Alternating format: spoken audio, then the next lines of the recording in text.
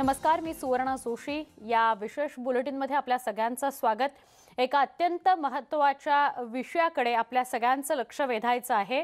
तो विषय आहे गटशेती। गटशेती हा महाराष्ट्रामध्ये 2010 पासून रुजत असलेली एक कल्पना आहे किंवा संकल्पना आहे। वाढती लोकसंख्या आणि शेतकऱ्यांची विभक्त होणारी कुटुंब यामुळे गेल्या 2 दशकात राज्यात शेतजमिनीचे छोटे असे तुकडे पडू लागलेले आहेत। जमिनीचे वाढणारे तुकडे शेती करण्याच्या क्षमतेवर परिणामकारक ठरू लागलेले आहेत। शेतीतल्या इन्फ्रास्ट्रक्चरवर बराच खर्च वाढतो आहे। पर्यायाने शेतकऱ्यांचा उत्पादन खर्च वाढतोय आणि शेती पुढील तोट्यात आणखी एका विषयाची भर पडतीये। यावर पर्याय म्हणून अनेक शेतकऱ्यांनी एकत्र येत शेती कसण्याचा नारा दिला। यामुळेच आज पंतप्रधान नरेंद्र मोदींनी गटशेतीच्या उपयुक्ततेबाबत राज्यसभेत मोठं विधान केलं। छोट्या शेतकऱ्यांच्या विकासासाठी गटशेती गरजेची असल्याचा पुनरुच्चार त्यांनी केला। त्यामुळे याच विषयावर आज आपण चर्चा करणार आहोत।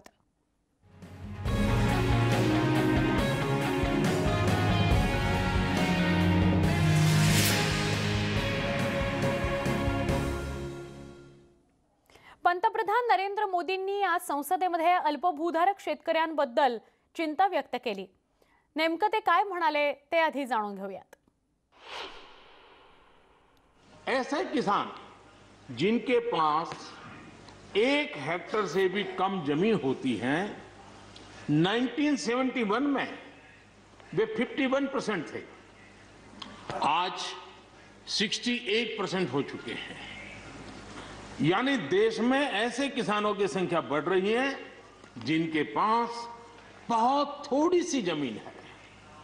आज लघु और सीमांत किसानों की मिलाएं तो 86% किसान के पास 2 हेक्टेयर से भी कम जमीन है और ऐसे किसानों की संख्या 12 करोड़ है। क्या इन 12 करोड़ किसानों के प्रति हमारी कोई जिम्मेवारी नहीं है? क्या देश की कोई जिम्मेवारी नहीं है? क्या हमने कभी हमारी योजनाओं के केंद्र में इन 12 करोड़ किसानों को रखना पड़ेगा कि नहीं रखना पड़ेगा? पिकांना MSP म्हणजे किमान आधारभूत किंमत कायम राहील अशी खात्री किंवा ग्वाही पंतप्रधान नरेंद्र मोदी यांनी संसदेत बोलताना दिली। तसंच ज्या 80 कोटी लोकांना स्वस्त धान्य मिळतं तेही सुरूच राहील असंही ते म्हणाले। MSP है, MSP था, MSP रहेगा। इस सदन की पवित्रता समझे हम। जिन 80 करोड़ से अधिक लोगों को सस्ते में राशन दिया जाता है वो भी कंटिन्यू रहेगा। इसलिए मेहरबानी करके भ्रम फैलाने के काम में हम न जुड़े, क्योंकि हमको देश ने एक विशिष्ट जिम्मेवारी दी है। गटशेतीमुळे सगळ्या छोट्या शेतकऱ्यांना फायदा होतो असं मत गटशेती प्रमुखांचे अध्यक्ष प्रल्हाद वरे यांनी मांडलंय। पंतप्रधान नरेंद्र मोदी आणि मुख्यमंत्र्यांनी गटशेतीला पाठबळ दिलं पाहिजे अशी मागणी त्यांनी केली आहे। एकटा शेतकरी कुठलं काय करत नाही, मग ते सर्वांनी मिळून जर ती पिकं केली आणि त्याला मार्केटिंग आपण शोधून दिलं, कृषी विज्ञान केंद्र बारामतीच्या माध्यमातून आम्ही मार्केट शोधतो आणि युरोपला पाठवतो, तर गटशेती करणे हा फायदा आहे। फक्त आता पंतप्रधान साहेब आणि मुख्यमंत्री साहेबांनी गटशेतीला पाठबळ दिलं पाहिजे इन्फ्रास्ट्रक्चरचं। आता आमच्याकडं कोल्ड स्टोरेज नाही, गोडाऊन नाही, रेपर व्हॅन नाही, तर ह्याच्यासाठी गटशेतीला दोन्ही शासनाने पाठबळ दिलं पाहिजे। आज गटशेतीविषयी बोलूया। गटशेती का महत्त्वाची आहे, गटशेतीचे फायदे काय, त्याचे परिणाम कसे होतात किंवा सगळ्यांनी एकत्र आल्यामुळे शेतीमध्ये त्याचा फायदा कसा होतो, उत्पन्न त्याचा फायदा कसा होतो, या सगळ्या अनुषंगाने आपण बोलणार आहोत, अधिक जाणून घेणार आहोत। खरं तर प्रवर्तक आहेत गटशेतीचे नाथराव कराड, बीड जिल्ह्याच्या परळीचे ते आहेत। पण फक्त अशी ओळख त्यांची पुरेशी नाही, स्वतः उच्च शिक्षित आहेत। महाराष्ट्रभर सर तुम्ही फिरता आणि गटशेती का करावी याविषयी सातत्याने बोलत असता, शेतकऱ्यांशी संवाद साधत असता, गटशेती किती गरजेची आहे हे तुम्ही त्यांना सांगत असता। कराड सर, तुमचं खूप खूप स्वागत या चर्चेमध्ये। खरं तर आज पंतप्रधान नरेंद्र मोदींनी याचा पुनरुच्चार केला, गटशेतीचा उल्लेख केला आणि आज पुन्हा एकदा महत्त्व अधोरेखित होत आहे की गटशेती आता किती गरजेची झालेली आहे. अगदी सुरुवातीला सर थोडक्यात जर सांगायचं असेल की गटशेती का परिणामकारक आहे आणि महत्त्वाची आणि काळाची कशी गरज आहे, तर तुम्ही काय सांगाल? यामध्ये प्रामुख्याने सगळ्यात महत्वाचा विषय की जसं पंतप्रधानांनी सांगितलं की तुकडेबंदी शेती ही आदबट्ट्यात चाललेली आहे. आजची जी राज्यातली परिस्थिती आहे, विभक्त कुटुंब पद्धती, पूर्वीचं कसं वसुदेव कुटुंबकम होतं आणि आता ही कुटुंब पद्धती विभक्त झाली. म्हणजे आजची शेती ही आदबट्ट्यात आहे. म्हणजे ज्याच्याकडे बैल आहेत त्याच्याकडे माणूस नाही आणि ज्याच्याकडे माणूस आहे त्याच्याकडे बैल नाही. म्हणजे हे ग्रामीण भागातलं चित्र आहे. आणि आजची जी परिस्थिती आहे राज्यामधली, सगळ्यात महत्वाचं की ग्रामीण भागात जो रोजगार आहे तो रोजगार निर्माण होत नाही आणि शेतीमध्ये बघण्याचा दृष्टिकोन हा तरुणांचा पॉझिटिव्ह नाही. याच्यामध्ये प्रामुख्याने यशोगाथा जर पाहिली तर गटशेती ही कायमस्वरूपी रोजगार देणारी आहे आणि तरुणांना दिशा देणारी आहे. यामध्ये प्रामुख्याने जी तुकडेबंदी होत चाललेली आणि राज्यामध्ये इतर गावामध्ये अनेक जणांना कसण्यापुरती जमीन नाही आणि ज्याच्याकडे जमीन आहे त्याच्याकडे माणूस नाही, या पद्धतीची जर जोड घातली आणि सगळे शेतकरी जर एकत्र आले, याच्यामध्ये संकल्पना ही की तुमच्या गावात आणि तुमच्या भागातले शेतकरी कोणत्या पद्धतीचे आहेत, एक मोठ्या बहुभूधारक आणि अल्पभूधारक या शेतकऱ्यांचे 5-5 लोक एकत्र करून ज्याच्याकडे जमीन आहे आणि ज्याच्याकडे माणसं आहेत याचं दोन्हीची जर जोड घातली तर आपण सगळ्यात महत्त्वाचं शेतीमध्ये एक सगळ्यात महत्वाचा मुद्दा मी सांगल, आजचे जे ट्रेंड्स आहेत आणि आजची जी राज्याची परिस्थिती आहे, फळबागेमध्ये जर बागवान आला आणि शेतीमध्ये जर मजूर आला तर शेती कायमस्वरूपी परवडत नाही. हे राज्यातलं चित्र आहे आणि हे कसं बदलायचं, काय चेंजेस करायचे आणि हे जर बदलायचं असेल तर आपल्याला सामूहिकरित्या दोन्ही गोष्टीची जोड घालावं लागेल, जेणेकरून मिडलमॅन व्यापारामध्ये आज ग्राहकांना, आज जी सगळ्यात मोठी देशासमोरची चिंता आहे की एवढ्या जनतेला जगवायचं म्हणल्यास स्वस्तात अन्न मिळालं पाहिजे आणि दुसरी जी समस्या आहे एवढ्या शेतकऱ्यांना जगवायचं म्हणजे त्यांना MSP चा भाव दिला पाहिजे. ही जी सांगड आहे याच्यामधली जी मधली दरी आणि मधले जे कोण आहेत हे जर लोक संपवायचे असतील तर हे सामूहिकरित्या गटशेतीची चळवळ आणि त्याच्या माध्यमातून FOB फार्मर प्रोड्युसर कंपनी याचं जाळं पसरणं ही राज्याची आणि देशाची काळाची गरज आहे. आज महाराष्ट्रासाठी खरं प्रामुख्याने भाग्याचा दिवस आहे. माननीय पंतप्रधानांनी उच्च सभागृहामध्ये गटशेतीचा उल्लेख केला आणि महाराष्ट्रामध्ये गेले 10-12 वर्ष आमच्यासारखे काही माणसं चळवळ उभा करतायत. मला आज अभिमान वाटतो की महाराष्ट्रामध्ये ही गटशेती चळवळ झाली आणि बीड जिल्ह्यातल्या इंजगाव सारख्या ठिकाणी ही चालू झाली. हे माझ्यासाठी आज भाग्याचा दिवस आहे. पण याच्या पलीकडे सर तुमचा प्रवास खूप मोठा आहे, कारण अगदी सुरुवातीपासून गटशेती करण्यासाठी शेतकऱ्यापर्यंत पोहोचणं, इथे तर एका शेतकऱ्याला दुसऱ्या शेतकऱ्याशी चांगला संवाद साधण्याकरता मोठे प्रयत्न करावे लागतात. तुम्ही तर अनेक शेतकऱ्यांना एकत्र करून गटशेतीचं महत्त्व त्यांना पटवून दिलं आणि गटशेतीमधून कसा फायदा होतो हे तुम्ही प्रत्यक्षात उतरवून दाखवलं.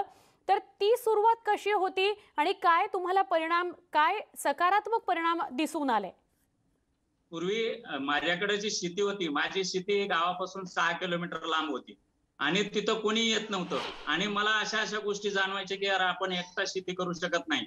माझ्या शेतामध्ये पाण्याची अडचण होती, मग सिंचनाची व्यवस्था नव्हती.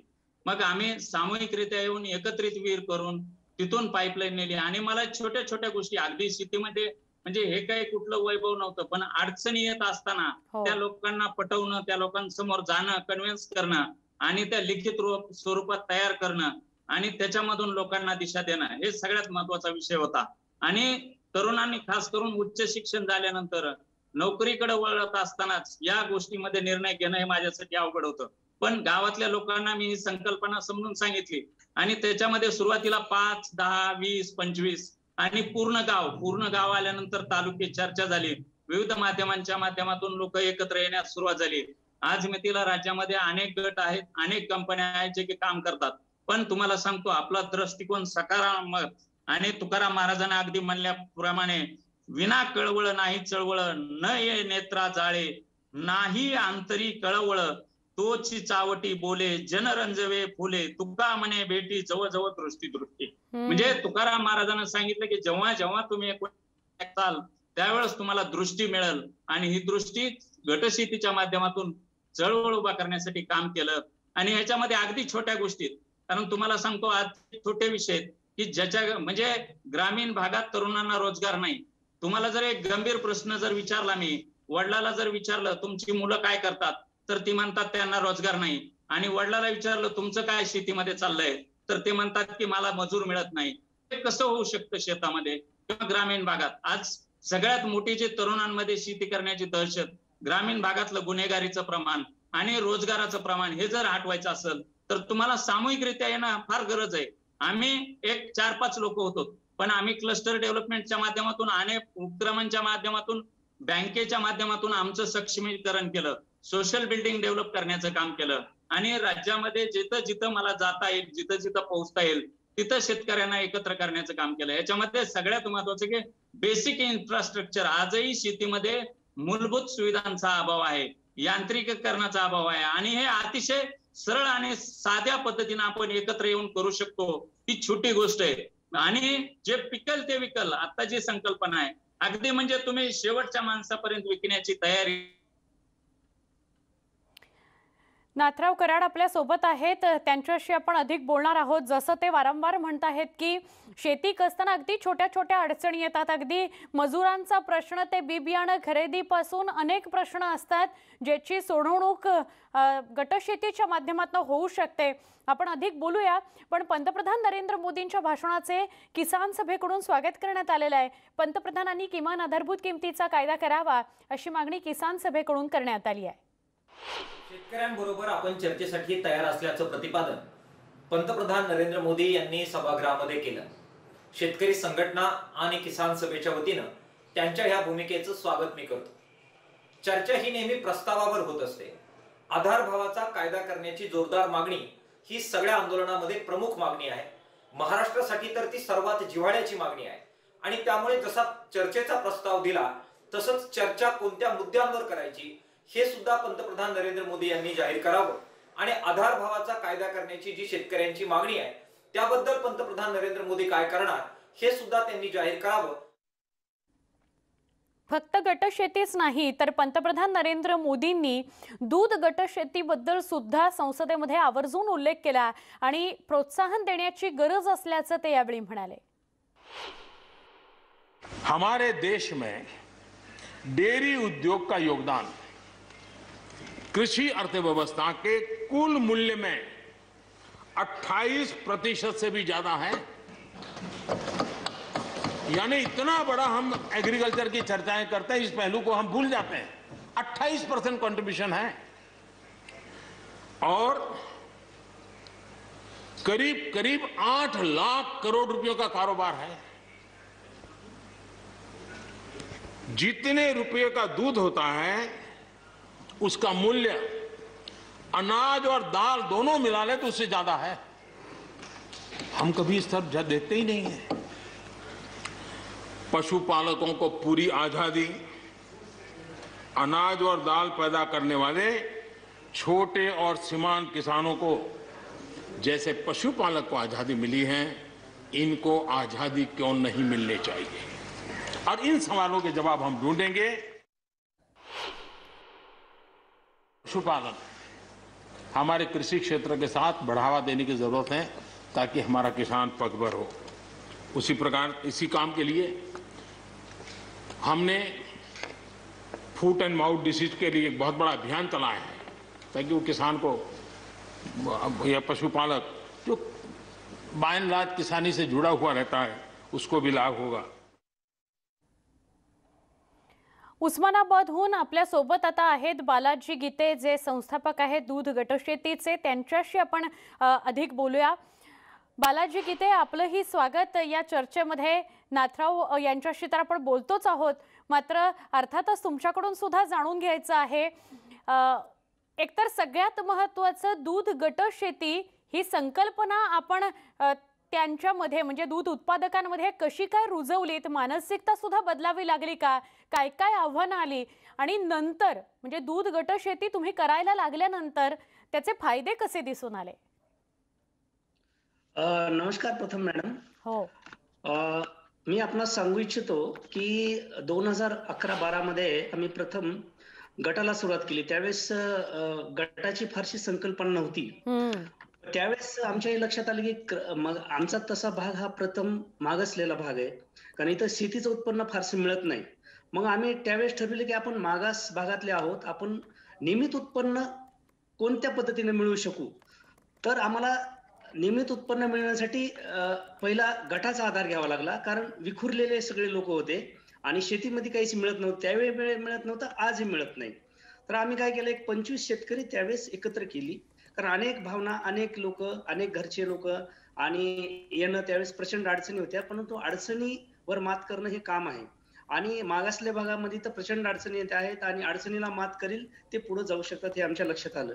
मग त्यावेळेस आम्ही प्रथम 25 लोकांपासून 250 लिटरची ही चळवळ चालू केली.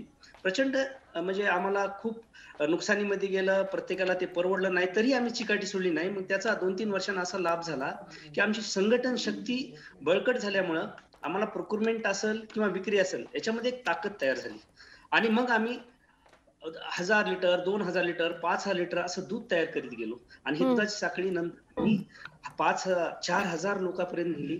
1000 लोक झाल्यानंतर आम्ही FTO स्थापन केली. ही गटाची चळवळ आहे. आता गटामध्ये आम्ही पाहतोय की रॉ मटेरियल परचेस असेल, रॉ मटेरियल मध्ये एक विषय येत नाहीत, अनेक प्रकार असतात. त्याच्यामध्ये आम्हाला खूप स्वस्त, एकत्र गटाची ताकद असल्यामुळे खूप स्वस्त मटेरियल मिळतो आणि विक्रीमध्ये काय झालं की आमच्याकडे आता 50,000 लिटर दूध आहे, तर प्रत्येक लोक आम्हाला कॉम्पिटिशन करतात की तुम्हाला काय रेट द्यायचा साहेब. तर ह्याच्यामध्ये आम्हाला इतरांपेक्षा, छोट्या लोकांपेक्षा 1 ते 2 रुपये जास्त मिळतात. त्याचा फायदा आम्हाला खूप होतो आणि मग आम्ही त्या शेतकऱ्यांना आज 50,000 लिटर दूध गोळा करतो. आम्ही 97 लाख रुपये गटानं आम्ही सुरुवात केलेली ही चळवळ आज 48 करोड रुपयापर्यंत गेलेली आहे आणि आम्ही 90 ते 93% हिस्सा शेतकऱ्याला देतोय मागच्या 10 वर्षापासून. तर ही आमची ताकद आहे गटाची. आता गटामध्ये आम्ही दूधच नाही तर रेसिड्यू फ्री दूध आहे. त्याच्यानंतर चाराचा विकास प्रकल्प गट शेती अंतर्गत आम्ही फार मोठा राबवितोय. प्रत्येकाच्या बांधावर आम्ही चारा उपलब्ध करून देतोय. अगोदर आमचं काय होतं की उन्हाळ्यामध्ये दुधाची सायकल खंडित व्हायची, नियमित दूध मिळत नसत आणि आम्हाला फार त्रास व्हायचा, कारण सगळी व्यवस्था कोलमडलेली असायची. आमच्या जून मध्ये दूध चालू व्हायचं आणि डिसेंबर मध्ये दिवाळी झाली की दूध बंद पडायचं. मग आम्हाला ते उभं राहता येत नव्हतं. मग आम्ही काय केलं, उन्हाळ्यामध्ये स्टोअर करता येईल असं नियोजन केलं आत्ताच खरीपामध्ये आणि रब्बीमध्ये, आणि तो चारा, हिरवा चारा आम्ही स्टोअर करून उन्हाळ्यामध्ये वापरू लागलो. तर आमच्यामध्ये असं झालं की उलट आम्हाला पावसाळ्यामध्ये दूध कमी होऊ लागलं, परंतु उन्हाळ्यात प्रचंड दूध वाढू लागलं. त्याच्यातून आमचे शेतकरी प्रचंड सर्वाइव्ह झाले आणि गटशेतीचा फार मोठा एक आदर्श आमच्या भागामध्ये आम्ही निर्माण केला आहे. आज 230 गावामध्ये ही चळवळ राबविली आहे आम्ही आणि जवळजवळ 5-7-6 तालुके आम्ही कव्हर केले आहेत या चळवळीमध्ये. हे अशा पद्धतीचं आमचं बॅकग्राऊंड हे गट शेती आणि ह्याच्यामध्ये तयार झालेलं आहे. अगदी, म्हणजे सर खरं तर ह्याचा उल्लेख आवर्जून करायला हवा की 5-6 शेतकरी एकत्र येणं किंवा 5-6 दूध उत्पादक शेतकरी एकत्र येणं ही फार मोप गोष्ट झाली. तुम्ही 4,000हून अधिक दूध उत्पादकांना एकत्र आणलं आणि एकीमधून काय समोर येतं किंवा काय मिळवू शकतो आपण हे तुम्ही दाखवून दिलंय. पुन्हा एकदा बोलते तुमच्याशी, मात्र गोकुळ दुधाचे संचालक अरुण डोंगळे यांनी शेतकऱ्यांनी नवीन गोष्टी शिकल्या पाहिजे, तसंच आधुनिक तंत्रज्ञानाचा वापर केला पाहिजे असं मत व्यक्त केलेलं आहे. उत्पादक, कामगार यांचा विचार केला तर सहकार यशस्वी होऊ शकतं असा सल्ला सुद्धा त्यांनी दिलाय. नवीन गोष्टी शिकल्या पाहिजेत, आधुनिक तंत्रज्ञानाचा वापर केला पाहिजे आणि सगळ्यात महत्त्वाचा प्रयोग, हा शब्द प्रयोग करत राहिलं पाहिजे. उत्पादक कामगारांचा विचार केला तर सहकार यशस्वी होऊ शकतं असं ते म्हणतात. भारत हा सर्वात जास्त दूध संकलन करणारा देश आहे, पण ह्याचा अर्थ सगळीजण धंद्यात उत्पादन लेवलला फायद्यात काय नाही आहेत. तर काही गोष्टी, नवीन गोष्टी अडॉप्ट केल्या पाहिजेत. पारंपरिक नुसतंच करून चालणार नाही आहे. आधुनिक तंत्राचा जोड घेऊन ऐकून हा व्यवसाय पुढे नेला पाहिजे आणि तरच हा व्यवसाय फायद्याची शकतो. विश्वस्त म्हणून तुम्ही काम करता, ती भूमिका जोपर्यंत सहकार राहील तोपर्यंत सहकाराला धोका नाही. हा सगळ्यात महत्त्वाचा मुद्दा आहे. विश्वस्त म्हणून काम करण्याची भूमिका पाहिजे आणि उत्पादकाचा, कामगाराचा ऐकून घ्या आणि जी मंडळी आहेत त्यांचा विचार जर केला तर सहकारात हे यशस्वी होऊ शकते. सहकारात काय अडचणच नाही. म्हणजे गोकुळ असं नाही, मी कुठल्याही सहकारात यशस्वी होऊ शकते. गोकुळात आता नावाजलेलं त्याने उत्पादकाला आज रुपयातलं 86 पैसे परतावा आम्ही देतोय, तर ती सहकार त्याच्यावर चाललेली एक भूमिका चांगली किंवा आदर्श विचार म्हणून केला जात आहे. गटशेती प्रवर्तक नाथराव कराड आपल्या सोबत आहेत आणि उस्मानाबादहून बालाजी गीते संस्थापक दूध गटशेतीचे आपल्या सोबत आहेत. या दोघांशीही आपल्याला संवाद साधायचा आहे. आपल्या दोघांनाही विनंती, आपण असेच सोबत राहा. एक छोटासा ब्रेक घेऊया कार्यक्रमात, लगेच भेटूया. पहा फक्त न्यूज 18 लोकमत.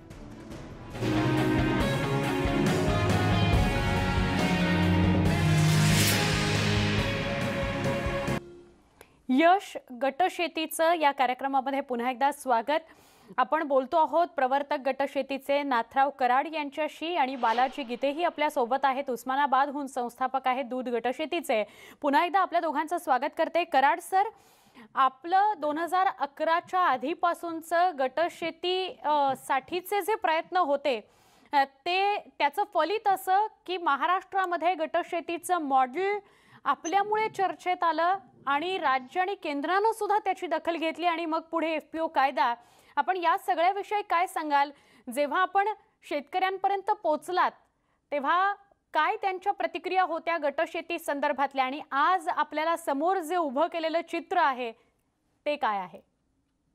धन्यवाद. तुकडोजी महाराजांनी म्हटलंय की गरजे पोटी जन्मयुक्ती, प्रसंग आणि ती वाढे शक्ती, प्रयत्न पेरता फळे ती आवडी आहे. अगदी त्या म्हणीप्रमाणे आपल्याला ज्या ज्या गोष्टीची गरज होती, हे पहा, गटशेती आणण्याचं मुख्य कारण म्हणजे महाराष्ट्रातल्या शेतीचे जे प्रश्न होते, सदोष बियाणे व विक्री व्यवस्था होती, त्याचबरोबर तंत्रज्ञानाचा अभाव होता, विक्री व्यवस्थापन आणि वाढता उत्पादन खर्च, हे महाराष्ट्रातले मुख्य 4 विषय आहेत. आणि मग हे जर कमी करायचे असेल तर आपण काय केलं पाहिजे?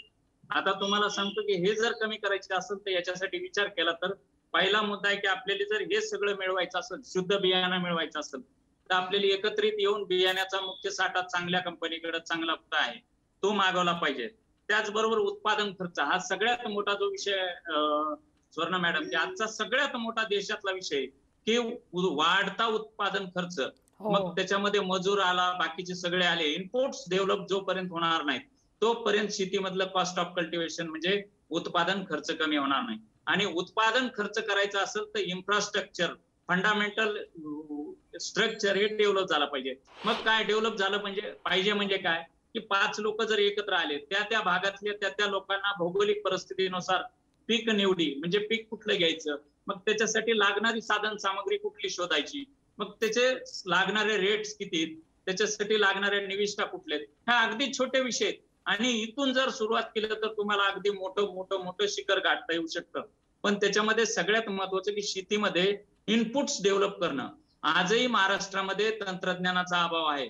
विद्यापीठाचे लोक शास्त्रज्ञ काम करतात. आज तुम्हाला एक उदाहरण सांगितलं, मी 3-4 उदाहरणं सांगितले. तर जगामध्ये प्रचंड कपाशीला मागणी आहे, पण महाराष्ट्रामध्ये त्या दर्जाचा कापूस तयार होत नाही. म्हणजे अर्थ काय की तंत्रज्ञान शेतकऱ्यापर्यंत पोहोचलं जात नाही. मग ते का पोहोचलं जात नाही तर त्याचं इन्पुट्स डेव्हलप नाही. आजही आपल्याला जर जागतिक लेवलचं मार्केट काबीज करायचं असेल तर तंत्रज्ञानाचा अभाव, म्हणजे तंत्रज्ञानाचा चांगला वापर केला पाहिजे, चांगल्या दर्जाचं बियाणं वापरलं पाहिजे आणि शेतीमध्ये वेळ देऊन लोकांनी एकत्र येऊन उत्पादित केलेला माल हा आपण डायरेक्ट विकू शकतो आणि त्याचा पैसा जागतिक चलन आपल्या भारताला प्रामुख्यानं फार मोठी संधी. आणि जागतिक लेवलला भारताला फार शेतीच्या दृष्टीने मोठं समजलं जातं. अनेक देशांच्या प्रवासानंतर मला ही गोष्ट लक्षात आली की भारतीय बाजारपेठ ही फार मोठी आहे. आणि तुम्हाला एक गोष्ट सांगतो की फक्त भारत देश असा आहे किंवा महाराष्ट्र असा आहे की इथं शेती ही लोकांचं जीवनमान उंचावण्याचं साधन आहे किंवा उपजीविकेचं साधन आहे. असं जगात हे सर फार मोठं विधान आहे की शेती ही लोकांचं जीवनमान उंचावणारं साधन आहे सर. आणि तुम्ही हे फक्त सांगत नाही किंवा या संदर्भात बोलत बसत नाही, तर हे कृतीत सुद्धा तुम्ही उतरवून दाखवलेलं आहे. तुमच्याशी पुन्हा एकदा बोलते. बालाजी गीते सुद्धा आपल्या सोबत आहेत. बालाजी सर, दूध उत्पादकांना जर गटशेतीकडे वळवायचं असेल, अधिकाधिक दूध उत्पादक हे गटशेती करू लागावे असं वाटत असेल, तर मुळात आधीची परिस्थिती आणि पुढची आव्हानं ही त्यांना कळायला हवीत. त्याविषयी कशी आपण जनजागृती केली? मॅडम, गटामध्ये जर दुग्ध व्यवसाय जर आपल्याला वाढवायचा असेल तर प्रथम मी हे सांगू इच्छितो की मागासलेला जे भाग आहे मराठवाडा आणि विदर्भ, हे फार मोठे हब होऊ शकतात दुधाचे. परंतु ते कशात हब होऊ शकतात तर रेसिड्यू फ्री मिल्क मध्ये हब होऊ शकतात. कारण ही माती आणखीन बाधित नाही एवढी जेवढी की इतर पाणी जिथं आहे, जिथं ऊसाची शेती प्रचंड मोठ्या प्रमाणात घेतली गेली, केळीची शेती मोठ्या प्रमाणात घेतली गेली, तिथं प्रचंड प्रमाणात बाधित शेती झाली. म्हणजे खत, रेसिड्यू, तुमचे पेस्टिसाइड याचा प्रचंड मारा केला गेला उत्पादनासाठी. तर ही जमीन जी आहे ते सध्या इतकी बाधित नाहीये. त्याच्यामुळे रेसिड्यू फ्री मिल्क साठी वाव द्यायचा असेल तर विदर्भ आणि मराठवाड्यातल्या शेतकऱ्यांना गटाने एकत्र करून त्यांना आपण प्रोत्साहन देणं काळाची गरज आहे. कारण भारताच्या बाहेर जर दूध हे विकायचं असेल आपल्याला, भारताचं प्रचंड मोठ्या प्रमाणात आज 18 ते 20 वर्ष झाले उत्पादनात आपण प्रथम आहोत, पण मार्केटचे प्रश्न अनेक आहेत, सॅच्युरेटेड मार्केट आहे आणि आपल्याला निश्चितच आपल्याला भारताच्या बाहेर जावं लागेल. तर आपल्याला भारताच्या बाहेर जावं लागेल तर रेसिड्यू फ्री मिल्क गेल्यानंतरच आपल्याला भारताच्या बाहेर वाव मिळेल. आणि ही दोन्ही जी हब्स आहेत ह्याला प्रचंड मोठं बळ दिलं पाहिजे शासनानं. लोक अतिशय प्राथमिक अवस्थेत आहेत. आमच्यासारखे मॉडेल्स प्रत्येक तालुक्याला आणि जिल्ह्याला मोठ्या प्रमाणात डेव्हलप केले पाहिजेत. लाख लिटरचे एक मॉडेल्स एफपीओ डेव्हलप केले पाहिजे. अगदी बरोबर सर. काळाची गरज सगळ्या शेतकऱ्यांनी, दूध उत्पादकांनी ओळखली पाहिजे आणि त्यांना सरकारची सुद्धा साथ मिळाली पाहिजे. आपण दोघंही खूप मोठं कार्य घेऊन पुढे चालता आहात आणि अर्थातच खूप दूध उत्पादक किंवा खूप शेतकरी आपल्या सगळ्या चळवळीमध्ये जोडले जावत अशी आमच्या सगळ्यांची अपेक्षा आणि अर्थात शुभेच्छा सुद्धा. खूप कमी वेळ मिळाला पण आपण दोघंही या चर्चेत सहभागी झालात. आम्हाला इतकं छान मार्गदर्शन केलं, प्रेक्षकांना इतकं छान मार्गदर्शन केलं. खूप खूप आभार आपल्या दोघांचेही. जयंत पाटलांनी राज्यात गटशेतीची सुरुवात शरद पवारांनी केली असल्याचं म्हटलेलं आहे. मात्र उत्तर भारतीयांचा या गटशेतीला कायम विरोध राहिलेला आहे असंही ते म्हणतायत.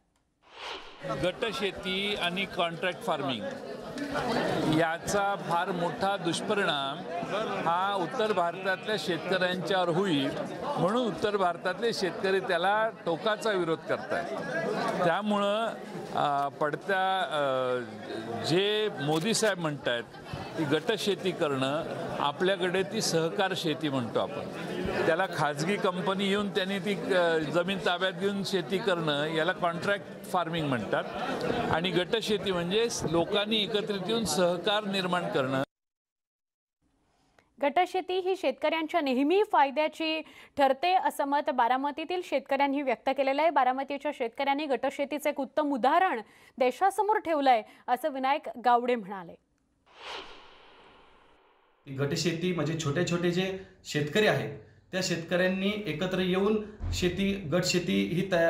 गटशेती ही संकल्पना आणून एकत्र पद्धतीने सर्व केव्हीकेच्या माध्यमातून त्यांना उपलब्ध बियाणं असतील, खतं असतील किंवा त्याच्यासाठी होणारं एक्सपोर्टसाठी मार्गदर्शन असेल किंवा एक्सपोर्टसाठी मदत असेल, ही वारंवार त्यांनी केलेली आहे. आणि आता देशाचे पंतप्रधान मोदी साहेबांनी सुद्धा त्या गटशेतीला जर प्रोत्साहन दिलं आणि काही गटशेतीला पूरक असं शेतकऱ्यांसाठी काही कायदे केले तर ते निश्चितपणे फायद्याचे ठरतील. कोल्हापुरात ग्रामविकास मंत्री हसन मुश्रीफ यांनी पंतप्रधान नरेंद्र मोदींच्या भाषणावर टीका केली. मोदींच्या भाषणावर शरद पवार योग्य ते उत्तर देतील. पश्चिम महाराष्ट्रामध्ये दुधाचा व्यवसाय 1 नंबरचा राहिलेला आहे. दूध व्यावसायिकांसाठी चांगली सहकार व्यवस्था असल्याचं मुश्रीफ म्हणतायत. हसन मुश्रीफांशी संवाद साधला आमचे प्रतिनिधी संदीप राजगुळकर यांनी. पंतप्रधानांचं राज्यसभेत जे भाषण झालं त्या संदर्भात बोलण्यासाठी माझ्यासोबत राज्याचे ग्रामविकास मंत्री हसन मुश्रीफ आहेत. पहिल्यांदा त्यांनी असं म्हटलं की शरद पवार यांनी या विधेयकाचं समर्थन केलं होतं आणि आत्ता ती विरोधात उतरत आहेत आणि आंदोलन जे आहे शेतकऱ्यांचं ते देखील मागं घ्यावं असं पंतप्रधानांनी म्हटलेलं आहे. नाही, आता हे आंदोलनाला किंवा या कायद्यांना पवारसाहेबांनी समर्थन दिलं होतं ही चूक आहे. कधीच समर्थन त्यांनी दिलं नव्हतं. काही मुद्द्यावर त्यांची फार ठामपणानं मतं होती. मला वाटतं या विषयावर आज मोदी साहेबांनी जे भाष्य केलेलं आहे त्या विषयावर स्वतःच पवारसाहेब याचं उत्तर देतील. आणखी एक प्रश्न आहे. पंतप्रधानांच्या भाषणामध्ये दूध व्यवसायाचा उल्लेख झाला. कोल्हापूर, सातारा, सांगली सहकाराची पंढरी आहे. दूध उत्पादन मोठ्या प्रमाणात घेतलं जातं. पुण्या मुंबईला इथूनच दूध पुरवलं जातं. एकंदरीत तुम्हाला काय वाटतं इतक्या वर्षामध्ये दूध उत्पादकांना कसा फायदा झाला आहे सहकाराचा, मग गोकुळच्या माध्यमातून किंवा इतर संघाच्या माध्यमातून? नाही, आपल्या पश्चिम महाराष्ट्रामध्ये दुधाचा व्यवसाय हा दुय्यम व्यवसाय आता राहिलेला नाही, तो आता 1 नंबरचा व्यवसाय झालेला आहे. म्हणून आपल्या पश्चिम महाराष्ट्रामध्ये एवढ्या शेतकऱ्यांची आत्महत्या झाल्या त्यातली एकही आत्महत्या या आपल्या पश्चिम महाराष्ट्रामध्ये झाली नाही. त्याचं खरं कारण म्हणजे सहकार जी चळवळ उभी राहिलेली आहे. गावातल्या प्राथमिक सोसायट्या, मग तालुका संघ, मग जिल्हा दूध संघ आणि 10 पैशाला त्याचा पैसे त्या दूध उत्पादक घरात येतात आणि त्यामुळे चांगली सहकारीची व्यवस्था इथं राहिलेली आहे. आता आपल्या या पश्चिम महाराष्ट्रामध्ये असेल किंवा कोल्हापूरमध्ये असेल, वारणा आहे, गोकुळ आहे, त्यानंतर राजहंस आहे नगर जिल्ह्यामध्ये, त्यानंतर पुण्याचा जिल्हा संघ आहे, असे अनेक, बारामतीचा दूध संघ आहे, असे अनेक दूध संघ, आता खाजगी सुद्धा दूध संघ फार मोठ्या प्रमाणात तयार झालेले आहे. आणि यांनी आता दूध उत्पादकांनी फार मोठ्या प्रमाणात यामध्ये आता दरबदल केलेली आहे. पण ह्या विधेयकांच्यामुळे ह्या उत्पादनावर काय परिणाम होईल? उत्पादकांना जो फायदा काही मिळतोय त्याच्यावर तो तोट्यात जाईल असं वाटतं तुम्हाला? आणि आता ह्या विधेयकामुळे दोन आहेत. वास्तविक हे जे कायदे आहेत ते जे शेतकरी अनेक दिवस 70 दिवसापेक्षा जास्त बसले, त्यांचं म्हणणं आहे कायदे रद्दच करा. त्यांना ते मान्य नाही. त्याच्यात MSPचा कायद्यामध्ये उल्लेख नाही, कॉन्ट्रॅक्ट फार्मिंग त्याला मंजूर नाही. त्यामुळे मला वाटत नाही की शेतकरी जरी मोदी साहेबांनी कितीही भाष्य केलं तर ते काय ऐकतील. कायदे रद्द केल्याशिवाय ते काय उठणार नाही. धन्यवाद न्यूज 18 लोकमतशी बोलल्याबद्दल. संदीप राजगोळकर, न्यूज 18 लोकमत, कोल्हापूर. एक छोटासा ब्रेक, लगेच भेटतो. पहा फक्त न्यूज 18 लोकमत.